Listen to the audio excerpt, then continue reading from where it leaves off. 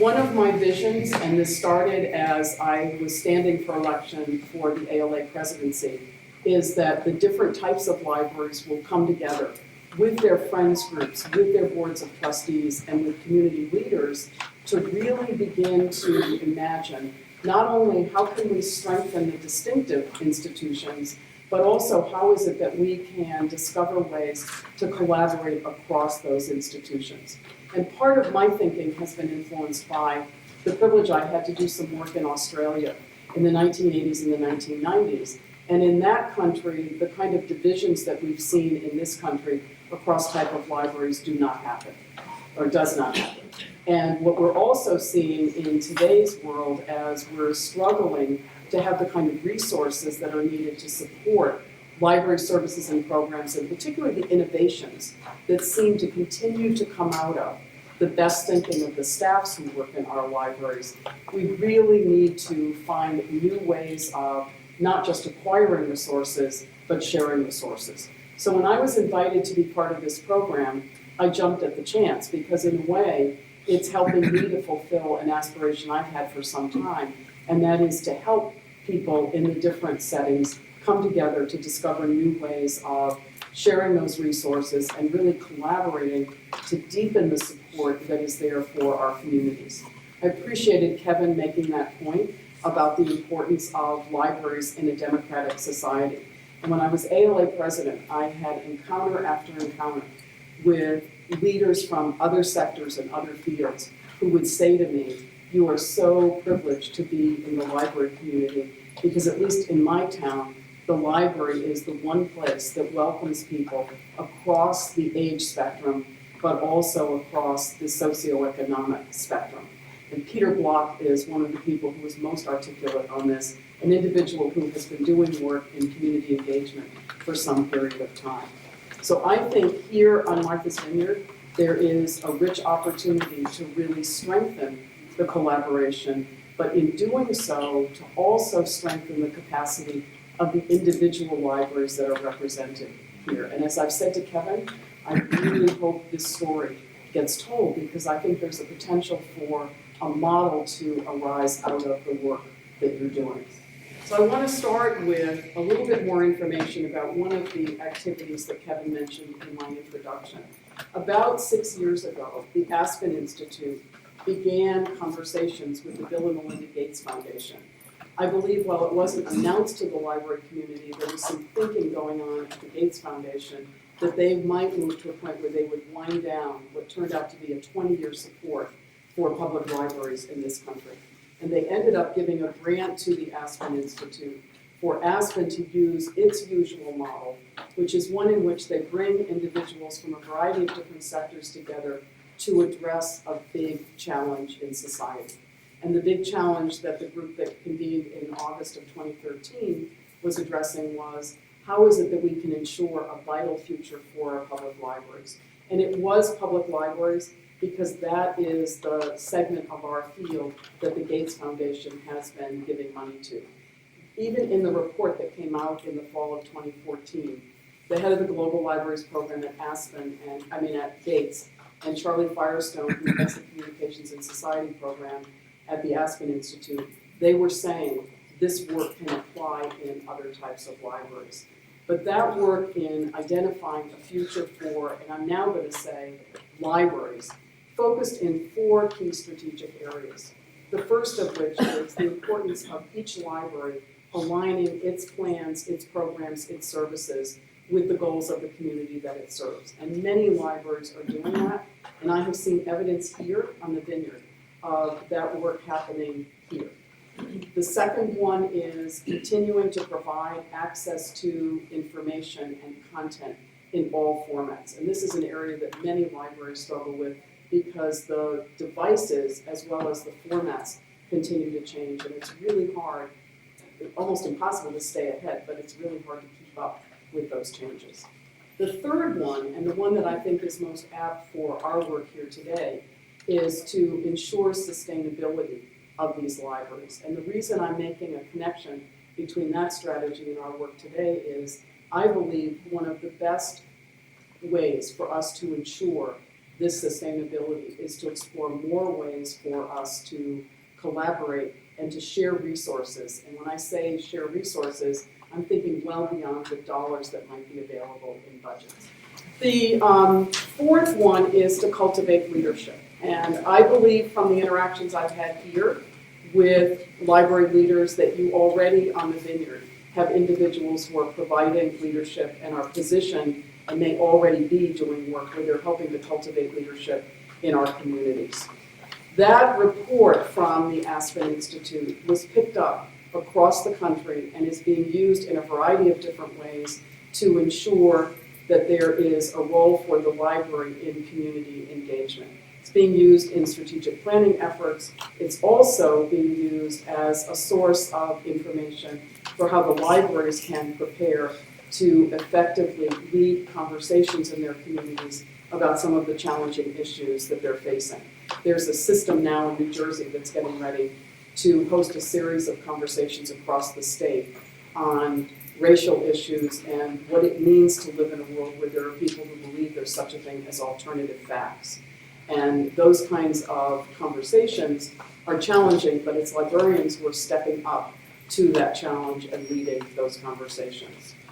We're also at a time where we have the emergence of a national digital platform known as the Digital Public Library of America. It has been in existence for a little bit more than 4 years. It is now, in some way, existing in all but 18 of our 50 states. And I think it's significant that that kind of a technology platform could be launched and extend as far as it has in such a short period of time. And Massachusetts was one of the first to really contribute and be a part of that. And the purpose of the DPLA is to create a national platform where content can be contributed. And when that content is contributed, it is open and available to anyone who wants to use it. And it's really interesting and remarkable to see the kind of information that goes up, but also the kind of artifacts that go up. One of the most startling experiences I've had in being introduced to it at first was being at a conference in New Orleans, and the person who was describing what they had already put up was able to put on several screens information about the history of New Orleans that was coming from almost every one of the other 49 states. Because that's just how we have saved our cultural heritage, and it's also illustrative of what the capacity of the DPLA is. As Kevin introduced, this is also a time when there's a lot of discussion about the future of our democracy. And our libraries as facilities with their collections are important cultural heritage organizations to ensure that we have accurate information that is readily available to individuals, both to understand our history, but also to make important decisions as citizens today. So libraries become very important in ensuring the future of our democracy. Libraries and the field are ones that also are actively trying to ensure that we preserve privacy. And you probably know that the whole question of individual privacy is really at risk now as more information is being made available electronically and we're more in a digital world. It becomes really essential that those of us who have deep core values for the privacy of information have an opportunity to step forward and really represent the needs of all of our citizens in ensuring that privacy. And more, I see libraries embracing what we call the digital world. Libraries and their leaders have come to terms with the issue, to what extent are we going to have digital content versus print? And most of us have now recognized it isn't one or the other, it's both. When I was president of the American Library Association, one of the hot issues was ebooks. And were electronic books going to make sure, or lead us to a point where we wouldn't have print in our libraries? And I remember thinking when I was first addressing that, people still have to know how to read. People still have a preference for holding an item. And I used as my frame of reference the anecdotal information that I was gathering as I traveled on airplanes. There was a period of time, I would say probably early 2012 through that year, where I saw many more digital devices being used by readers on planes. And then I began to see, and I now see, more actually using books. There was a balance there for a while, but now more seem to be reading books. And I think what we're seeing is that we have the opportunity for choice.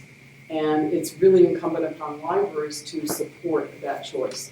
And I'm conscious as I say this that we now have more devices that are available beyond ebooks, and certainly there are individuals who have the ability to read from their iPhone. I am not one of those people. But I think we're seeing those individual preferences, and I know that libraries are really rising to the challenge of meeting the changes for those individual preferences. One of the enduring needs, no matter what type of content device is available to us, will be the need to ensure that all of us can read. And libraries play a critical role in partnering with especially teachers in the elementary schools to ensure that we are raising children who can read and who develop the capacity to understand when information is accurate or not, the critical thinking skills. And I've been really pleased to see the extent to which librarians have stepped forward to partner with teachers in the classroom on that issue. I also know from having taught at the master's level at Simmons College that one of the enduring needs seems to be ensuring that individuals coming out of school can actually write well and express themselves well. I'm still surprised that I see people entering into a master's program who do not have the skills in really writing well. So more libraries are helping in that effort as well. I think it's important for us to recognize that every library is an educational institution. I got into a debate just this week with a participant in one of the leadership programs that I'm involved in because I was promoting the importance of librarians seeing themselves as educators. And my view on this comes directly from a deep belief that ever since we've had libraries in this country, we've had facilities and individuals working in them who are deeply devoted to supporting self-directed learning and education. I'm not suggesting that librarians take over the role of the teacher in the classroom. I'm rather suggesting that all of us recognize the benefit of what occurs when a librarian works directly with an individual student and helps that person learn and discover what it is that they need to know. And librarians working in public libraries do this work with adults as well as with young people. And what is really exciting about what's been discovered in our library work in the last 20 years is the importance of the library being the hook for engaging teenagers in programs and services that really give them something meaningful to do after school. I think it's important also for us to continue to recognize the role of those volunteers in our communities who contribute to the Friends organization, those who are actively helping us create foundations. I believe on the island, the only library that has a foundation now is West Tisbury. Am I right about that?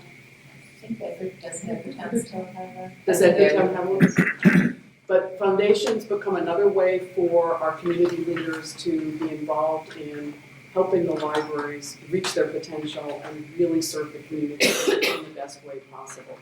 And what I want from those two groups is to have them work in partnership with the library director and with the boards of trustees so that we have the power of those different forces in really thinking through what is it that this community needs and how can we rise to the challenges once we've identified what those needs are. I also have this aspiration, and it's represented, I'm actually quoted in the Aspen report that was issued in fall of 2014, making this point.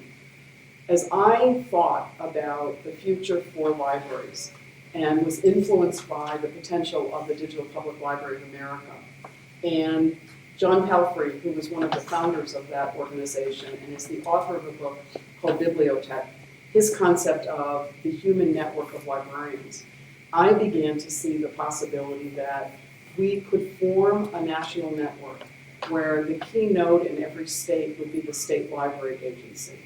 And that state library agency would do some rethinking so that it would be ready to foster the collaboration across types of libraries and throughout its state to understand what the current capacity would be of that kind of informal network, and how to move that informal network to a place where we really had the capacity to share information, to share best practices, and to really understand all that's happening, and to be recognized in the nation as a vital force for supporting people in their personal lives, in their work lives, and in their education. And for those of us who would be part of that network, part of that human network of librarians, to recognize the opportunity to operate as a community of practice, so that we would share with one another what we're learning and what we know, and we would finally answer the question, and those who work in libraries in this room will understand this right away.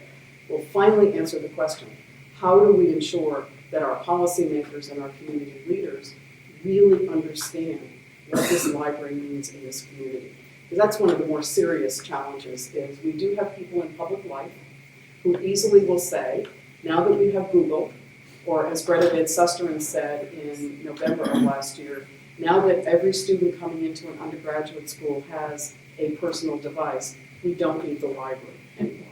And this is a statement that is made when people don't really understand who we are and what it is that we do.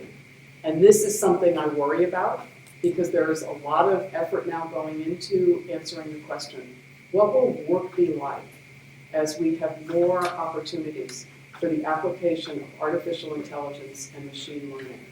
And the easy statements that are coming out first are tending to include librarians as a group that will go away. USA Today, just last week, had an article, the 8 careers that will disappear, and librarians were number 1 in the article that I wrote.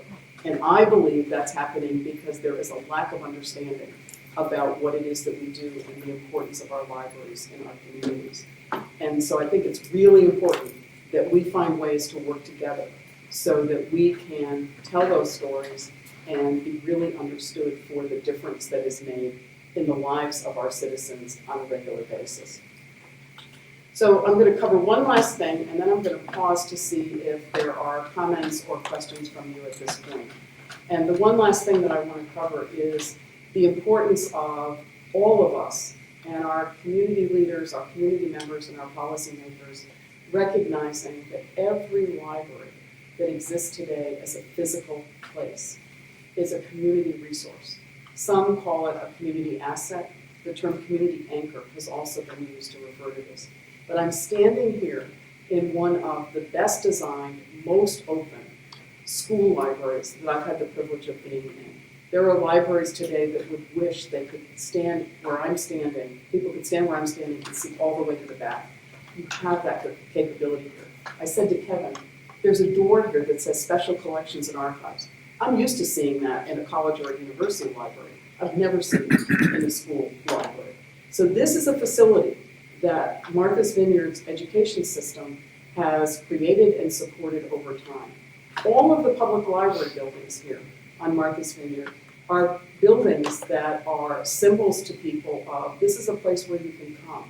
This is a place where you can be and do what you want to do, but also have access to resources that will enhance your experience.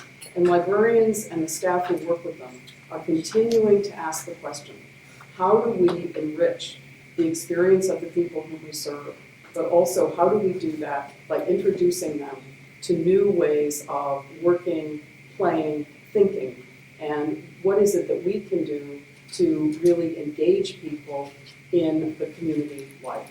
And I think it's really important for us to recognize that that work is well underway.